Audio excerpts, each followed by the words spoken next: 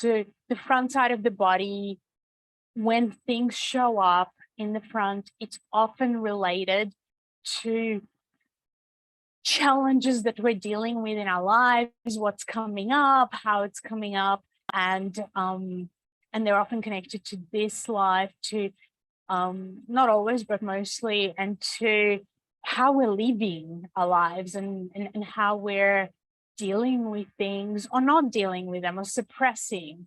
So again, that these challenges are not necessarily what we are born with, but which we create based on our lifestyle, how we think, how we feel, how we eat, how we interact, what's held, what's going on in our life experience.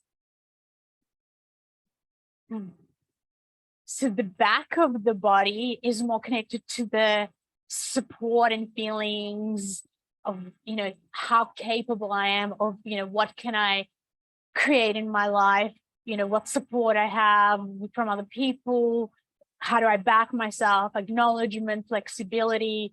However, the more things that are really challenging in the back of your body, especially when they're long-term, usually means that you've suppressed a lot of issues, you've pushed them away because you couldn't deal with it, didn't know how to deal with it, and so on. And it's connected to this unfinished business and often connected to relationships that you didn't really work through, or again, ancestry.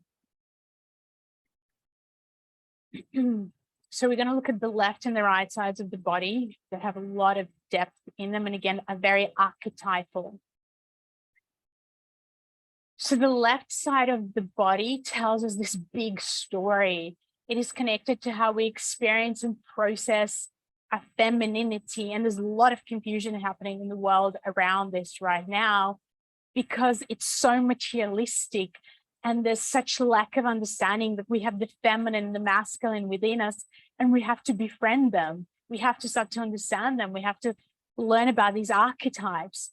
So the left side is connected to how, like I said, to our femininity, to our relationship to the feminine archetype, essentially, which will appear differently depending on the time and the age that you choose to explore this archetype. So if I'm exploring myself at the age of 20 or the age of 40 or the age of 5, this feminine archetype is going to be completely different, right? And again, I bought this statue as a reflection of a feminine archetype at one stage in my life, to remind me to connect to it, because essentially our world, might talk about the feminine, but there's not a lot of real understanding of what that entails and how to work with it.